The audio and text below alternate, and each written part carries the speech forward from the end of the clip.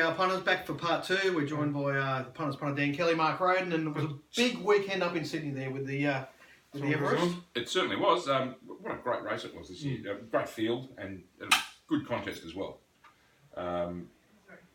Looked a great race on paper and panned out to be a good race too. I didn't like the map for Santa Ana Lane, but I fell into him anyway because I thought he was the best horse in the race. He was really. We weren't far wrong there. And all he was going to need was just that touch of luck to get off the fence in the straight. Get to his top speed. And didn't quite get it. And I mean, look, if he draws 8, he's probably $4 and wins, and he's $5.50 and gets done half a length. Take nothing away from the winner, and especially the ride. That was a sensational ride. How good is he in the big races, Bossy? He's absolutely fine.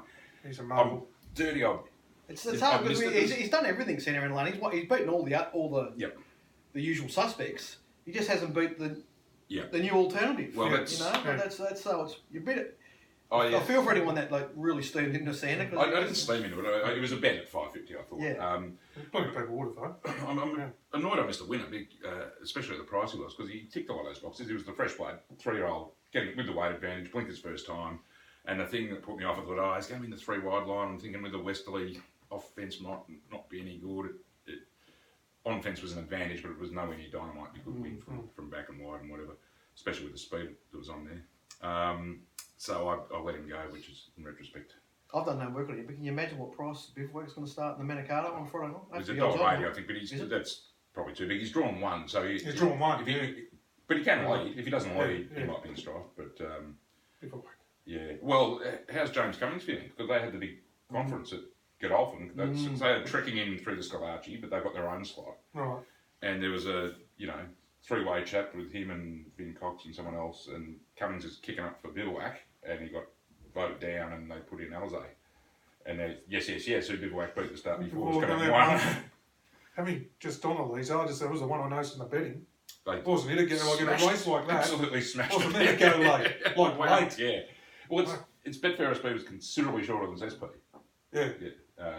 So they had absolutely. So what price did it run in the end?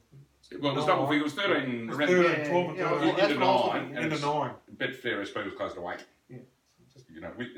There's commission on that. Just any price they go. Yeah. So, however long ago it was, 3 years ago, whatever, Mark, when the idea of this race was first floated in the. Did you ever imagine it would become what it's become? I wasn't sure.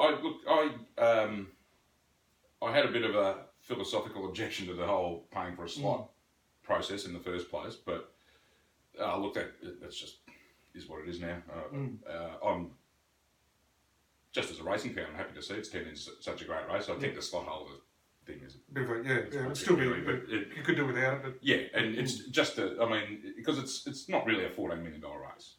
No. But they just want to be able to say it's a $14 million. But even if it was a $5 million, $4 or $5 million race, and they're putting up the money themselves, you'd still get the same feel. It'd still be a great race. Yeah. And every time I come on, I seem to talk about how New South Wales are within their rights to fight for a bit of this real estate this time of year. And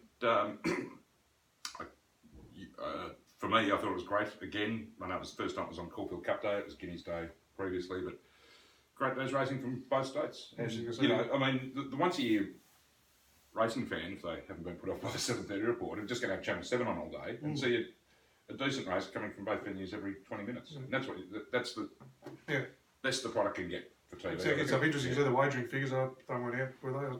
Probably went out. Wednesday. I don't think I've had a bet in a race in Sydney for 5 years, let alone done a full workup on one. But I was just there at the morning. I'm just going to do a 5-minute market on the Everest. It's such a. I know all these horses. You got all the numbers. Numbers. This is just such an interesting race. I'm just curious. Now I didn't want to basically come out same order as a market pretty much. And the one horse that attracted me, so I had a place bet. Of course, it ran fourth. Nature Strip. I thought he can just if he just comes out of the gates and just stays away from the field. I could just. That's what he did. It was mighty. It was huge run. Yeah. But I thought he was going to just be the lure and carve up and run last. I just penned him, and he's run. They've run amazing figures, haven't they? Yeah. Big figures, and he set that up track record. I love the way they're running. It was clever, and I think if he'd have been able to have a 1,200 metre run in the lead up, he probably would have finished a length or two. Quite possibly. Further forward. And of course, the day I backed it, I took some very short price when first up in Sydney, 220 or something over 1,000 metres, and they tried to hold him up. That's right. Go to the front that day. It's just just learn. That's the state. So what's here? Is there a race for him? Nature strip. I suppose they go to the Derby, don't they? It's a straight race. Just let him roll down the straight. Yeah, I mean he's got some of his best runs. Got straight line straight, hasn't he? I would say his best runs have come down the straight. Yeah. He's done some incredible things. If he's fitting well, I think that's the obvious. You remember Gale there one day with order of command, you know, stalking him with cover, and you know, he's a different kind of horse. So he's always dangerous, you know. Any other beaten brigade mark or the classic legend? Steph, I had something on classic legend at the price. He wouldn't have won on. I think the race has gone too well for him. Even if he'd had clear running, he might have run a place or fourth or something. But you know, they can push onto the Golden Eagle with the spring in their step. Les Bridge seemed very down after the race. Like I say, I don't think it would have won, but he didn't get his chance. He should have finished closer. To pick there are more really good 1200 metre races coming up. I'd love to be back. I'd love to be backing all these horses. I wouldn't care where they finish. You reckon that's a good platform for him, Ponce? As long as 1200. Well, as past Everest. Arcadia Queen's the interesting one. Yeah. I couldn't. Sorry, who? Arcadia Queen. Right. Yeah. I couldn't find her. No. I thought she was way too short. Especially her best run in her career was over 1800, and I know they've prepared her differently, but it's a big ask for a horse that's shaping like a middle distance horse. It should have.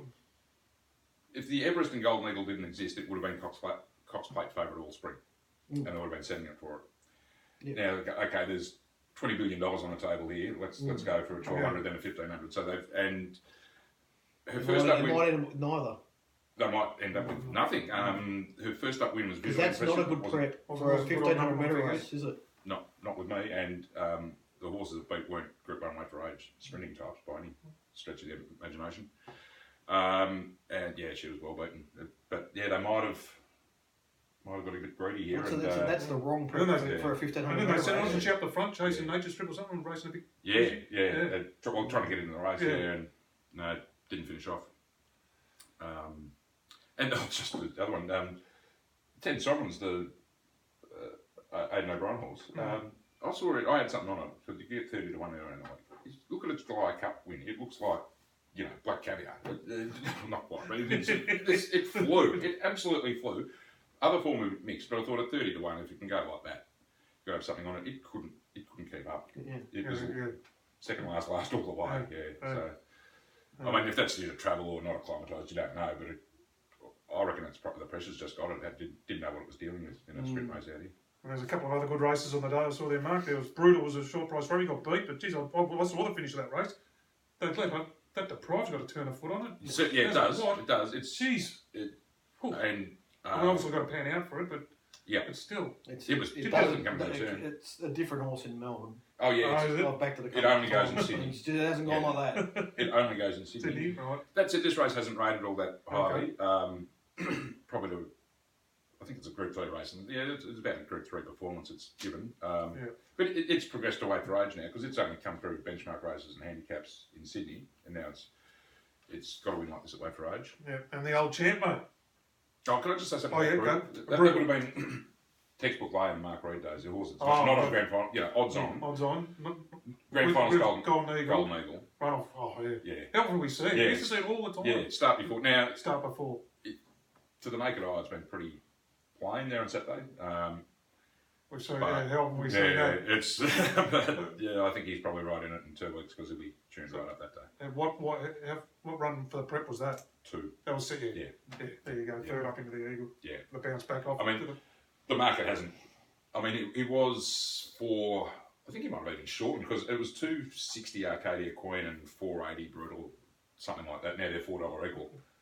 After Arcadia Queen failed, so he's actually. It's incredible just thinking about it. Because last time I saw Brutal and Yes, they were producing fairly moderate ratings in Melbourne. They're only having the second and third runs, career runs, they're very young horses, but the amount they've improved since I last saw them closely is unbelievable.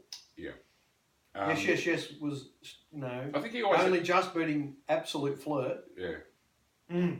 And I actually just as an aside, I know a bloke who owns a share in Yes, and it's, if you got any part of him, you'd be pretty happy. He and I think we meant to be 4 of them. They wanted to buy a horse, never been on a horse before. 10% of this was available for 10,000. They said, all right, 2,500 each. So he's put up the 10. The other 3 have reneged. He was filthy, got left with a full 10%. And he's now set for life. Crazy. The other 3 are trying to backpedal. Oh, wow. They reneged on him. Yeah. That's racing. How good's racing? Anyway, your Tomo's horse, mate. Clapper. Oh, yeah, there we go. What about There he is. What a champion he is. Oh, What a champion. he set some fractions out in front there. I was He saying, did. He's always had that. His best wins have always been on pace, really. Yeah. I thought, watching the race, I thought they gifted it to him because Samadat was meant to lead, and if he didn't, Stampede was going. What happened to Samadat? Did he miss the start or something? Or? I don't know, and there was no intent anyway. Right. Whatever happened, so it was out of business. Stampede and the other thing were up there, and with Happy Clapper posted, and he went on with it. And I thought, well, they just absolutely handed him the lead in the race. No, he was humming along. So can I just say that this is a classic example of wide draws. Right. Okay, so we're particularly good horses. Yeah.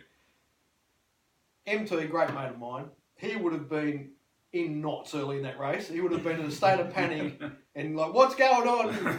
But because you have options from a wide draw, so it all sort of went wrong. But then the option was, like the 2 options that, it was Tommy Berry, wasn't it? Yes. That he had were to drag back, which would have been a disaster. Would not have won. Or just let it slide and go up either outside the lead or go to the front like he did. And, so it was all, it's not a good watch early in the race, but still then halfway through the race, he's a good horse, got to the front, he's used a little bit of extra energy, but it's too good for him. Yeah. So he's not the horse, he's 9, he's obviously not the horse he was, he's not at the level he was when he was winning Doncasters and Epsons and all that sort of chasing But wings. I thought he might have won his last Chasing race. wings, yeah. Chasing wings. I thought he might have won his last race. He probably is coming to the end of it, but it's great they got another win out of him. I mean, look, he's only beaten Tally by about a neck here. Yeah. It's not. But Hello. sorry. I didn't. I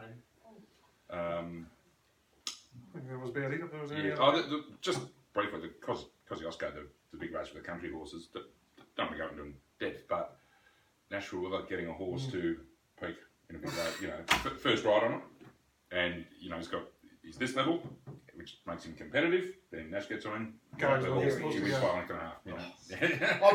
I'm jealous of you with I'm Yeah, not- He's making Everyone's some- cherry to him, but it's you can bet with confidence. With confidence if you like one Yeah. he's on. Yeah. How good's that? He's making cameos down here in Melbourne, but Yeah, there's something about Sydney racing that just suits him. absolutely. Yeah. And I just remember that the confidence you used to get when he was on the right horse. Oh, You just Pin your ears back. you just keep betting. Yeah. Like the closer it got to the jump, the more confident you get. You could just see him completely dominating the race. He's got a real presence, hasn't he? Oh, very much so. Wonderful. All right, well, I think it's been. What do you got coming up? You got the Golden Eagle. Is this? Well, No, what do it's you just anything on this week? the Bondi. The Bondi, which is what the standalone at. The provincial? No. This is at Randwick. Randwick. $1 million up for grabs. 3-year-old set weights. Pretty run of the groundswell might be going up for it, but it might not. B grade 3-year-olds over 1,600 for $1 million. That's it. For $1 million. Yeah. Just for $1 million. And Cox So Plate Day. what's the Golden Eagles? That's on Derby Day. It's on Derby Day. Right. 1,500 metres at Rose Hill. 7.5 million up for grabs. Is this the one that's being funded by the odds and evens? Which one's? I think it is. So- I think it is. The odds and evens. Well, it wasn't the odds and evens money. It'd only be 7.495 million. That's winner. Yeah, anyway. Oh dear. Didn't- Or lemon. That's the word you're after. And Cox Plate Day down here, mate. Yeah, well, you were talking about the Cox Plate draw Yeah, there earlier, yeah. DK. While that was all going on, I was knee deep in the form for Geelong, which is quite an interesting card there tomorrow. So there's 9 races and only 88 runners, and Yeah. 18 of them were in the Geelong Derby trial. So normally you think 8 race card with 70 runners, it feels a bit thin, but I found some things to keep me interested did you? there tomorrow. Yeah, Have you had a look at the 2 good horses against each other in the up and comers, Impy and Oh, yeah. Harbour Views? yeah. Well, the corporates have just tipped all the percentages. Did in they? I those two. bet you they would have. Yeah. Yeah, so they've got Harbour View odds on, and the other one 6 to 4, or something, Beauty. something thereabouts. Yeah. So, Oh, okay. but just at my first glance, I would find them hard to separate. Impy's actually got better ratings, and a lot of upside. but he's jumping from 1200 to 1500, is it there tomorrow?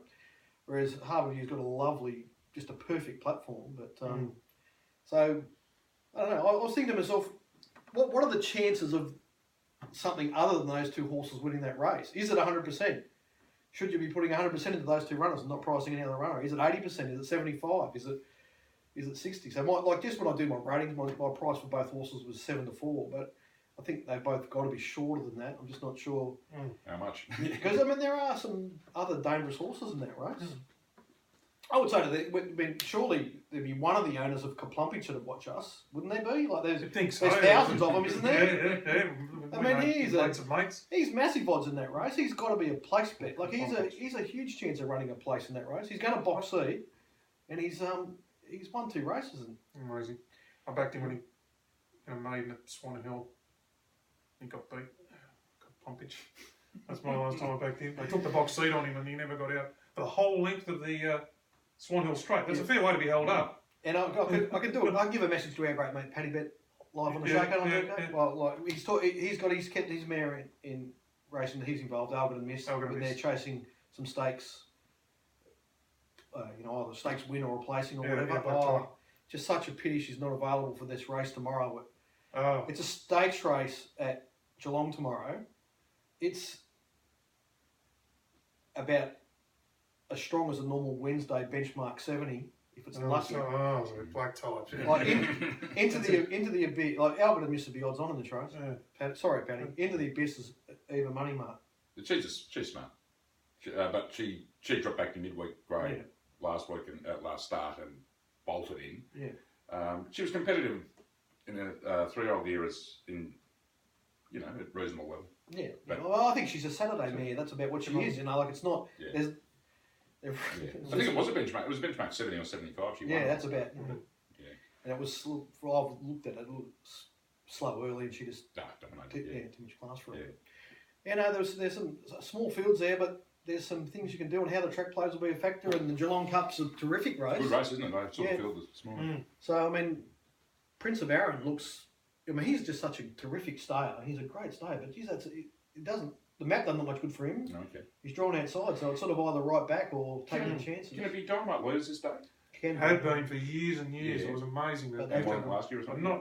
Last year was okay, but they've got a new track manager there. He's been there for about a year, I think. And the whole thing's changed. The track's in great order. It used to be Dynamite. And I would expect it's going to race really well tomorrow. I'd be shocked if it was any significant bias. Okay, great. Yeah, he's worked out a way of keeping a lot of good moisture in the track. So. So there we go. Then on to the Cox Plate. I mean, I love the Mooney Valley. Let's hope we don't get any rain that makes it messy because you got it's basically a 17 race card with a gap in the middle. That's the way I think of it.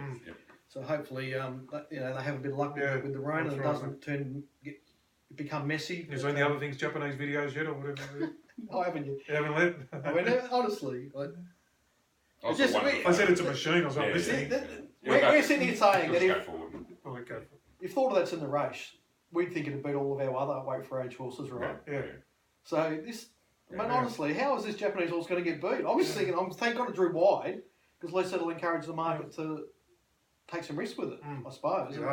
It should encourage him to roll forward on it, though. Yeah, push on. Because they want to go at a tempo that it's comfortable at. It's used to racing it in Japan. He doesn't want to sit and sprint. Yeah. Well, like I said, and how the track walks, where the Mooney Valley is quite fragile. You don't.